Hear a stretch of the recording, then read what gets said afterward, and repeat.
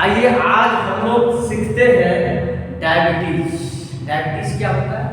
Diabetes में type 1, type 2 और इसको सीखेंगे। तो उसको सीखने से पहले एक बात को जानो कि इसका जहाँ शुरुआत है वो है पैंक्रियाज। पैंक्रियाज से कहानी की शुरुआत होती है। तो पैंक्रियाज में हम लोग एक बात जानते हैं, ये पैंक्रियाज होता है कहाँ? ये स्टोमक से नीचे और स्मॉल इंटेस्टाइन की जो ड्यूडेनल पार्ट है वहाँ उस टर्निंग जो होता है। तो हम एक ये बना दें तो इस तरह से ये क्या है, ये पैंक्रियाज, ठीक है। ये पैंक्रियाज ये इस तरह से लीफ के आकार का होता है, ठीक है। इसका ये हेड है और ये टेल। हाँ, इस टेल में इस तरह से पाया जाता है जिसमें कि अल्फा सेल है और दूसरा जो बीटा सेल है और तीसरा जिसको कहेंगे डेल्टा सेल, ठीक है। अब ये अल्फा सेल से क्या निकलता है? इससे और बीटा सेल से इंसुलिन निकलता है, ठीक है। और अल्फा सेल से क्या निकलता है? ग्लूकागोन हार्मोन निकलता है, ग्लूकागोन, है ना। अब ये क्या करता है? डेल्टा सेल क्या करता है? ये अल्फा प्लस बीटा दोनों का मैनेज करता है, दोनों को बैलेंस करता है। कौन इसको बैलेंस करता है? Delta cell. अब इंसुलिन बीटा सेल से निकलता है, ग्लूकागोन अल्फा सेल से निकलता है। अब बात आती है हम लोग जो भोजन करते हैं, हम लोग जो खाना खाते हैं, जैसे कार्बोहाइड्रेट खाए तो सारा ग्लूकोज ब्लड में जाएगा और हमेशा काम तो नहीं हो जाता है, यूज तो हो जाएगा। तो जितना का यूज हो रहा है वो हो रहा है।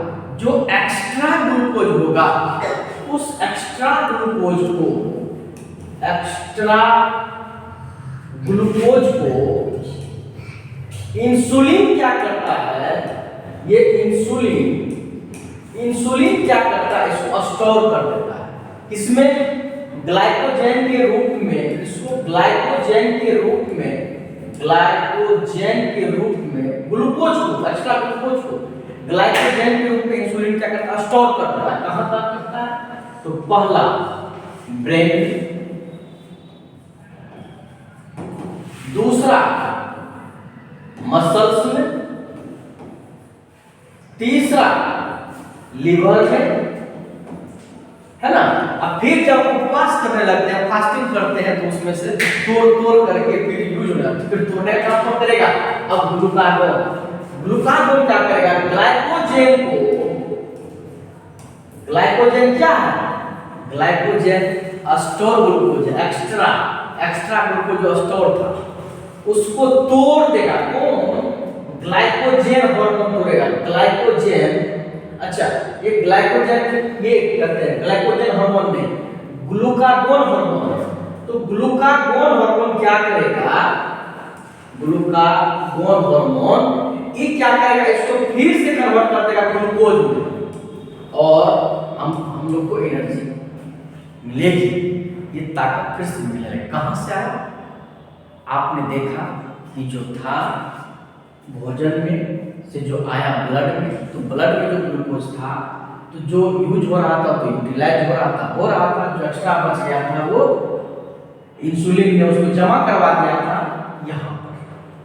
फिर जब हम लोग भर दिन काम करेंगे तो भर दिन खाते तो नहीं रहेंगे, एक बार, 2 बार, 3 बार, 4 बार खाते हैं। तो बीच में जो काम करते हैं तो कौन करता है? यही तोड़ के ये ग्लूकागोन मार हथौड़ी तोड़ करके जो है क्या करते हैं? ग्लाइकोजेन को ग्लूकोज में तोड़ देता है, फिर हम लोग को एनर्जी मिलती है। तो आइए ये सब काम होता है इसीलिए। अब देखिए आपने जाना कि स्टोर ग्लूकोज को ग्लूकागोन तोड़ के ग्लूकोज में कन्वर्ट करता है, एनर्जी मिलती है। जो बॉडी में ग्लूकोज है, एक्स्ट्रा ग्लूकोज है, तो ये स्टोर करने का काम है।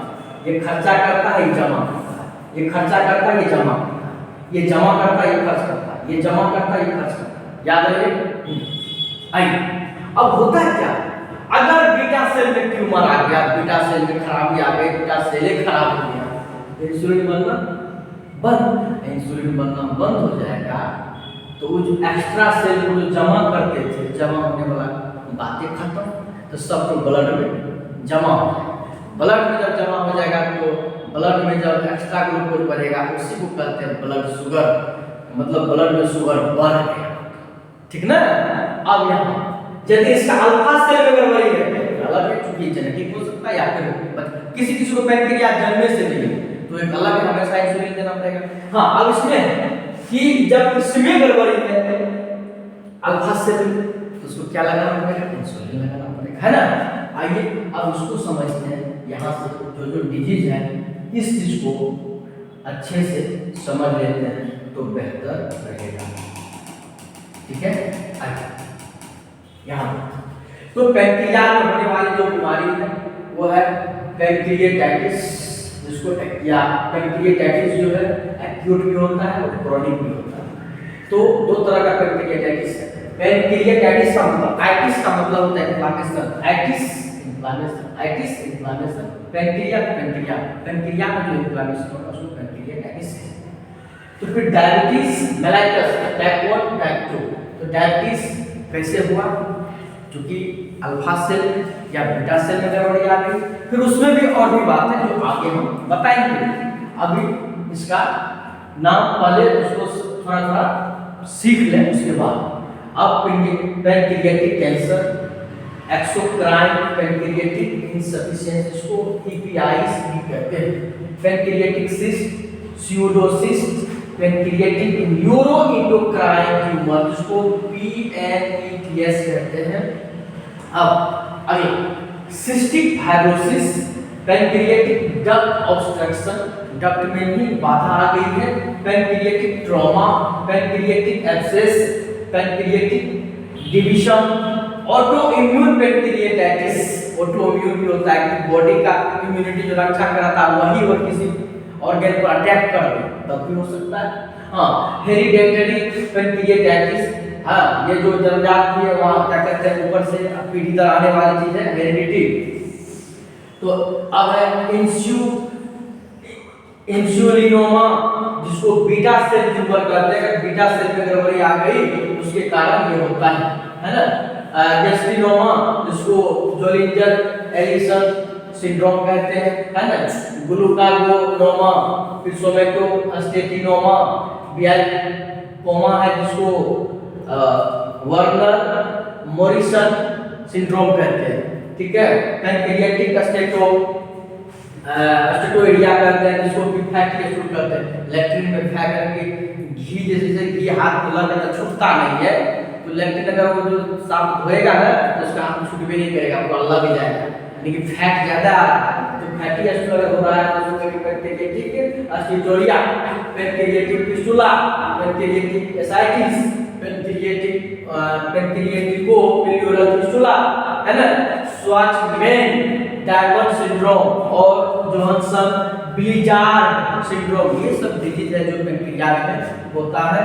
और इसी में पैंक्रियास में समस्या होने से आपको ये ब्लड शुगर होता है, जो फिर अब आते हैं ब्लड शुगर, क्योंकि आपने देखा कि पैंक्रियास की जो टेल पार्ट है उसमें अल्फा सेल, बीटा सेल और डेल्टा सेल। अल्फा सेल से ग्लूकागोन हार्मोन निकलता है, बीटा सेल से इंसुलिन हार्मोन निकलता है और डेल्टा सेल से अल्फा और बीटा दोनों को मेंटेन करता है, दोनों को बैलेंस बना के रखता है। तो अब वहाँ उसमें अगर गड़बड़ी आ गई, एक क्या करता है ग्लूकोज को स्टोर करता है, एक क्या करता है ग्लूकोज को खर्च करता है ना। अब वहाँ पर एक और बात आ गई, आपने जो इस चीज को समझा है ना, तो